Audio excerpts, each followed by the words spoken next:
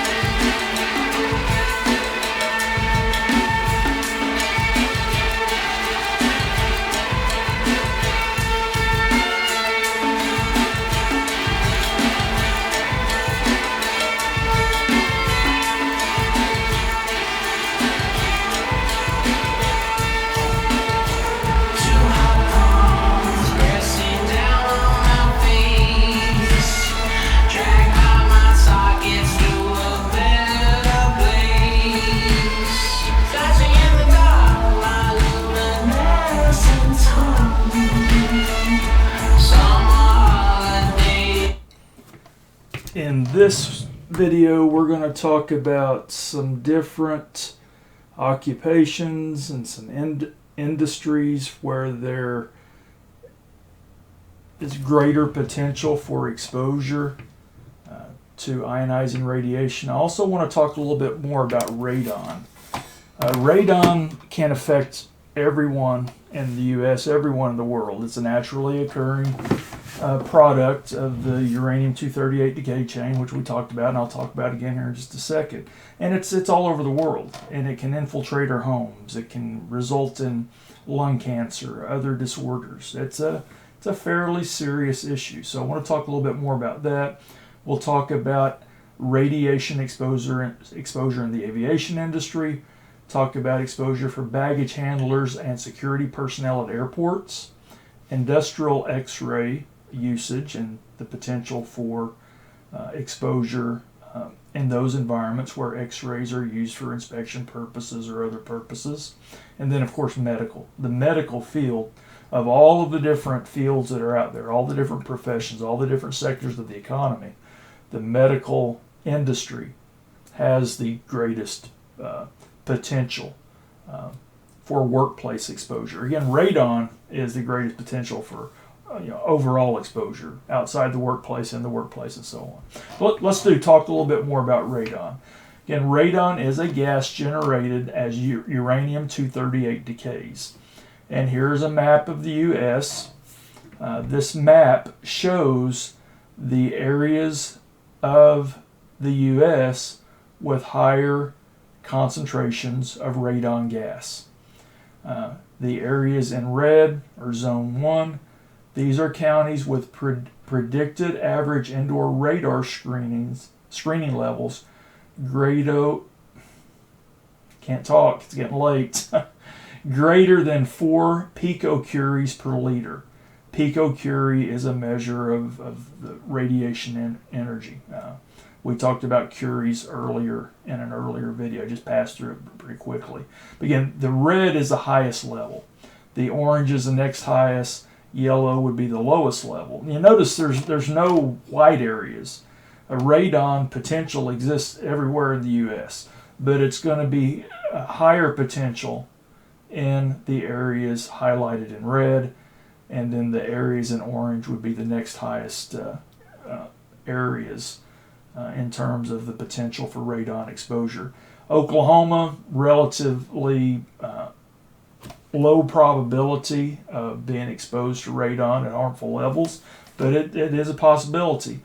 We have Cherokee County, Mays County, Delaware County, Adair County, and Sequoia County. These counties right here, I know you can't see it on the map, but those are in the moderate Zone 2 category with higher levels expected and observed. Also, out in the panhandle of Oklahoma is another moderate level within the state. Everything else is in the yellow. with the lower concentrations of radon. But again, radon's everywhere.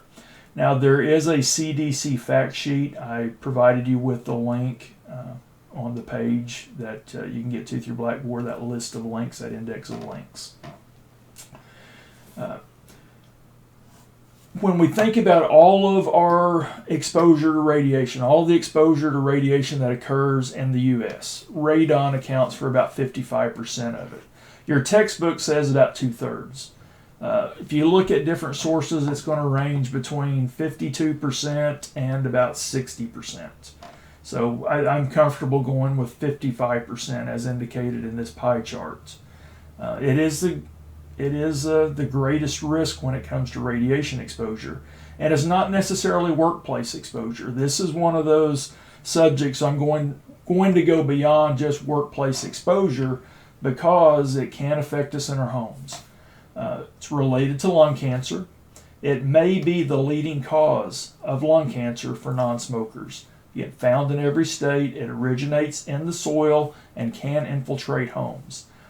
Testing for all homes is recommended. I've bought 2 homes in my adult life. I've never done radon testing, but with what I know now, the next home I purchase, there will be radon testing, especially if that home has a basement. Homes on basement foundations may be more susceptible. And I'm going to do it either way. Radon testing is very inexpensive. It's well worth the peace of mind that you're going to have if your house passes the radon testing procedure. And let's say you're wanting to buy a house, or maybe you own a house now, and there is the presence of radon at high levels, at potentially dangerous levels. It can be corrected. There are ventilation systems that can be installed that can take the radon that's in. Again, the radon's going from the ground into your home. Well, these ventilation systems can be designed to keep the radon from entering your home. There is a video that is on the index that talks a little bit more about using ventilation to control radon in the home, or radon mitigation. There's also a video on the index from the EPA talking more about radon. If you have any questions about radon, let me know. It's starting to get more attention, but I don't think it gets enough attention as far as the danger that it poses for all Americans. And if we live in the United States, or if we live anywhere in the world, there's potential for radon exposure. The aviation industry is one of those industries where there may be a higher level of exposure than what we can see in most other industries, what we're going to see in most other industries. Pilots and flight attendants may be at a higher risk for radiation-related disorders, and it's because of cosmic radiation. It's because they spend more time at higher altitudes. The higher you are in terms of altitude, the greater the exposure to that cosmic radiation. Now, the research supporting this, so far, it's inconclusive. But there is one study out there that shows a higher rate of melanoma for pilots. But that higher rate of melanoma, that may be because they spend a lot of time around the pool, or they play a lot of golf and they're out in the sun a lot. It doesn't necessarily mean it's because of the cosmic radiation that's leading to the melanoma. There are studies out there that show that even living at higher altitudes like Denver, Flagstaff, or Santa Fe, those people receive a higher dose of radiation than those of us who live at 500 or 600 feet elevation. Flagstaff is about 7,000 feet, Santa Fe is about 7,000 feet, Denver's mile high, so it's about 5,200 feet.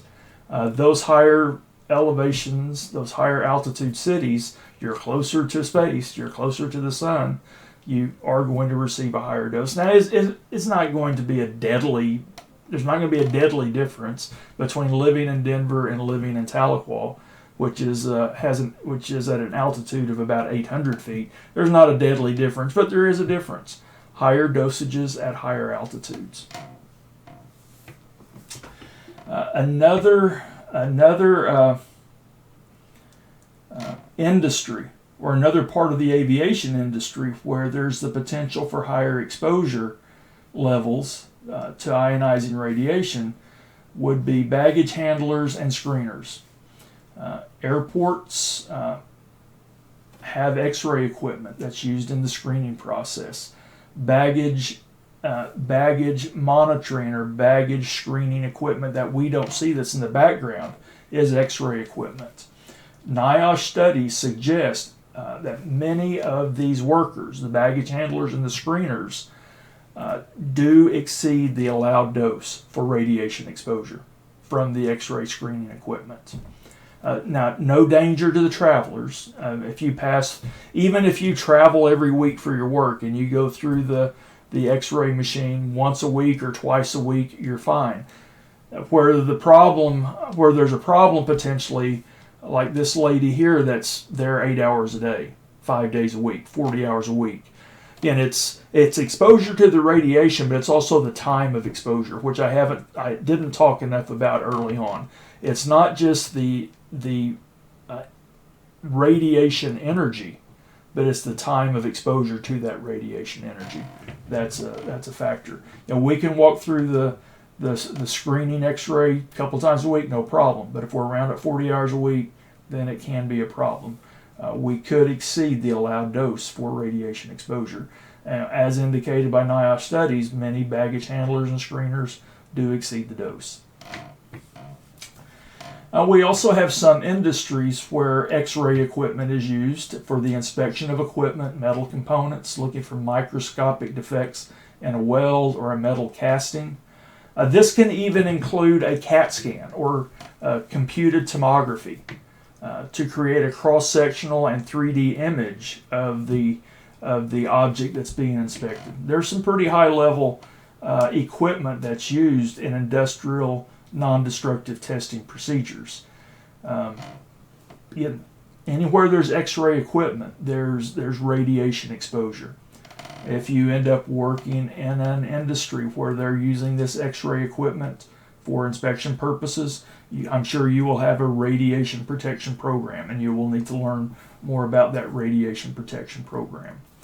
Now, I don't have these videos on the index page that I gave you, but if you would like these links, I can share them with you. This is a X-ray inspection methods video, and then a video that where they're using X-ray technology to inspect for defects in cast metal products.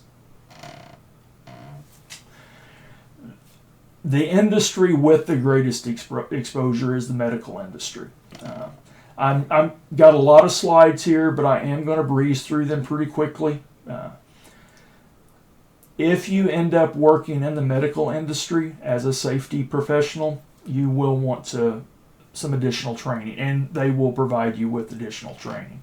Like I said early on, the same principles of safety management apply, but you will want to know a little bit more about radiation, the use of radiation in the medical industry. I'll just give you a few tidbits, a few points, an overview of radiation uses in the medical industry. Now, radon is number one. Here's that same chart, but I've highlighted medical. Medical, or exposure from medical sources, is the number 2 source of exposure in the United States. About 15% of our exposure in the United States comes from medical sources or medical uses of radiation. And not all of that's X-rays. A lot of it is. I think in another study that I read, about 11% is X-ray. The other 4% would be other medical uses of ionizing radiation materials. But again, radon's a big one, but medical's number 2. A lot of this exposure is from X-rays, medical imaging using radiation. It's not just X-rays, it's also the computed tomography or the CAT scans, the PET scans, positron emission tomography, and a procedure called fluoroscopy. You probably have a pretty good idea what an X-ray is, what a CAT scan, what some of these others are. So I'm going to move through it pretty quickly. Now, fluoroscopy, maybe you haven't heard of that procedure. With fluoroscopy, again, it's an imaging procedure exposure can be up to 45 rem for the patient using this procedure. So, but we'll talk a little bit about it as well, so you'll leave the class knowing what fluoroscopy is, basically. Again, X-rays, image created on photographic film or digitally. X-ray tubes create radiation that allows us to see inside the body. That penetration allows us to see inside the body. Best for hard body parts, oftentimes combined with other elements, other materials, so that we can take pictures of soft tissues. An example of that would be a barium enema. Barium is injected into the colon. The colon is coated with the barium. That results in the colon showing up, colon being a soft tissue, part of our digestive system, showing up on the X-ray images. CAT scan or CT scan, computed tomography or computed axial tomography. This is basically just multiple X-rays to create a cross-section of body tissues. Here's a CAT scan of a skull of a brain, and you see cross-section slices taken, multiple X-rays taken. Colored dyes may be used with this procedures also. Contrast dyes that are used can be iodine or barium and can produce side effects in patients. Having these other chemicals, even if they are stable chemicals, injected and circulating through your body, can have side effects along with the exposure to the radiation. Fluoroscopy is the use of X-rays to produce images visible to doctors during a specialized procedure. An example of fluoroscopy would be cardiac catheterization, a cardiac catheterization procedure, where they're taking X-rays and during surgery, during the procedure, and they're able to execute their procedures with the X-ray images assisting them. And the fluoroscopy allows doctors to see what's going on in the heart during the catheterization procedure. Again, when we're talking about heart catheterization specifically. And that is what's going on in this picture. You see the patient, and you see multiple displays that the doctor's using to help him or her complete the procedure. It's really pretty cool, but there can be really high radiation exposure during this procedure. Up to 45 rem is what I've read. That can be the exposure level for this procedure. And this would be the exposure level for the patients. Some other diagnostic procedures using radiation. It's not just imaging. There are diagnostic procedures to assess heart disease, gallbladder disorders, thyroid disease using iodine 131. Now, gallbladder disorder, that procedure uses technetium 99M is the radioactive material that they use. And there are a couple of videos here if you would like the links, and I did include the links in the index. And you can do your own search also if you're interested in this. If you think you might want to go into the healthcare industry working as a safety professional, you certainly would want to maybe do some study on your own before you would receive some on-the-job training that would allow you to know more about the different procedures and the risks and so on. Radiation is also used to treat illness. We may have all had a family member that's received radiation treatment for cancer. Actually, I've been very fortunate. I've not had anyone in my family. I'm pretty lucky in that regard. I can't think of any family member going back for many, many years who had cancer. Some friends of the family developed cancer and received radiation treatment. And the technical medical term for cancer treatment using radiation is brachytherapy. And there's a video link that I can share with you if you'd like to learn more about it. Another type of cancer treatment is radioimmunotherapy, using radiation for the treatment of cancer. And again, you can get some very high REM level exposures here. 6,000 REMs. Radiation therapy can generate patient exposures up to 6,000 REM, but it's targeted at a specific cancerous cell or cluster of cells. They're trying to use that in simple terms, in layman's terms, and I'm certainly a layman here. They're using the radiation to kill the cancer. And so they're using a lot of it targeted at just a small part of the body. And this type of treatment, I mean, it's a life-saving procedure. You don't go to the doctor and say, hey, I think I want some radiation therapy. It's to save a life. I wouldn't say it was a treatment of last resort, but it's getting close to a treatment of last resort in many cases. So if they're pulling out all the stops, then 6,000 REM, it may be cool. I mean, it may be okay with the patient's family to have that kind of exposure. Now keep in mind, though, it's not just the patient. The medical professionals around the imaging equipment, around these different radioactive materials, they have exposure too. But they've been trained on how to protect themselves from the radioactive materials and from the rays produced by the X-ray equipment. And if they follow their training and use the equipment that's available to them, their exposure should be minimal. Here, I'm not going to spend a lot of time on this, but this is a chart, and I've converted what I've done here. The chart was originally in microsieverts, and I converted it to REM, just to, since REM is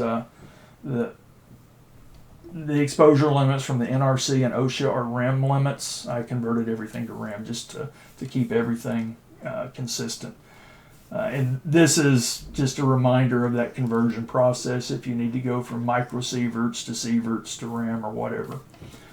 Computed tomography, this is the average patient exposure, 1 REM. Computed tomography, the whole body, 1 REM, and then so on.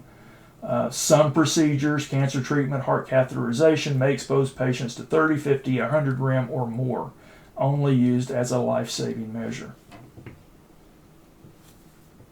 Now the exposure limits, 5 REM per year. We're mostly interested in workplace safety, but that's also a standard that all of us should try to we should try to stay under that limit. I mean, if we are a patient going through a lot of different medical procedures, hopefully your doctor's keeping track of it, but if not, we would want to keep track of our radiation exposure so that it doesn't exceed that 5 REM per year limit. Again, that's a whole body limit. Let's see, I don't see anything else there that... If you have any questions, let me know. This is also a resource that you might be able to use down the road somewhere. And that's one thing I haven't mentioned. If anyone would like my PowerPoints for future use, I'd be welcome to I would share them with you as long as you make a notation of where you got it at. Down the road, if you're using one of my PowerPoints for training, just be nice to let them know that where you got it at. When it comes to medical professionals and their exposure, that there is a potential for dangerous exposure. And that was recognized many, many years ago. Back in the early 80s, a study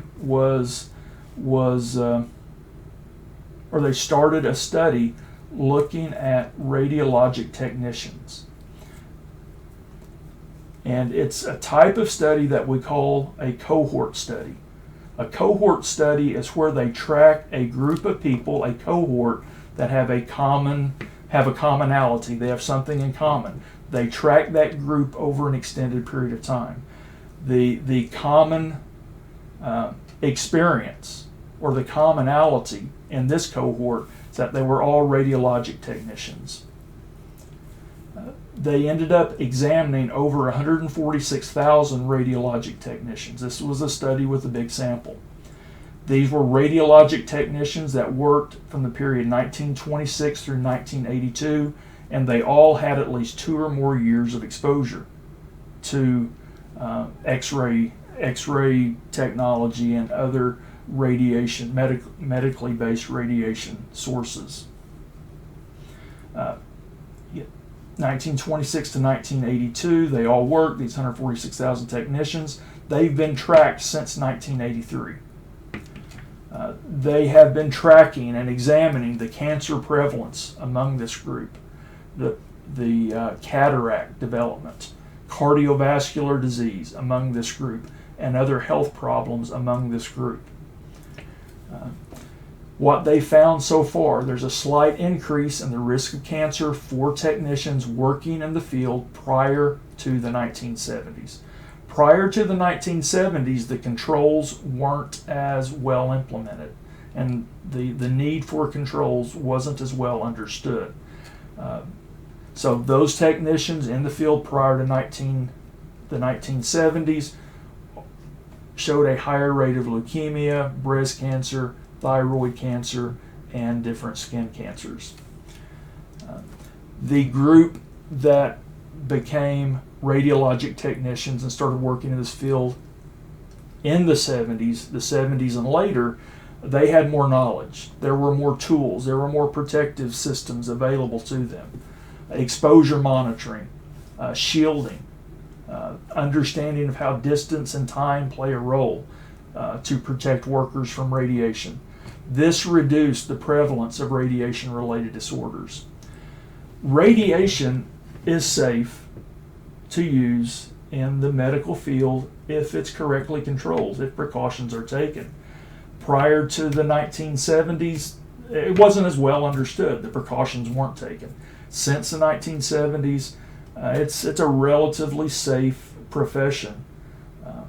I've had a few students over the years, they actually finished our degree and then they went to radiological technician school or whatever that's called to become X-ray technicians and to work with some of this equipment that we're talking about. And they were a little concerned. And that's one of the reasons I talk about this. I talk about this study because of those students, because they had some concerns. They knew they were going to do this and they had some concerns. I shared this study with them to let them know that it is safe if it's controlled properly. You got to dot your I's and cross your T's just like you have to with any other hazard, but if it's done right, it can be done safely. Now, this is a National Institute of Health study. If you would like this link, the link to more information about this study of radiological technicians, you let me know and I'll share that with you. Again, I didn't put that on the index either. I probably should have put this one on here. But you could also Google it, NIH study, radiological technicians or radiologic technicians, and you'll be able to find the study. All right, that's it for this video. In the next video, we're going to talk about the different equipment that can be used for monitoring radiation exposure in the workplace.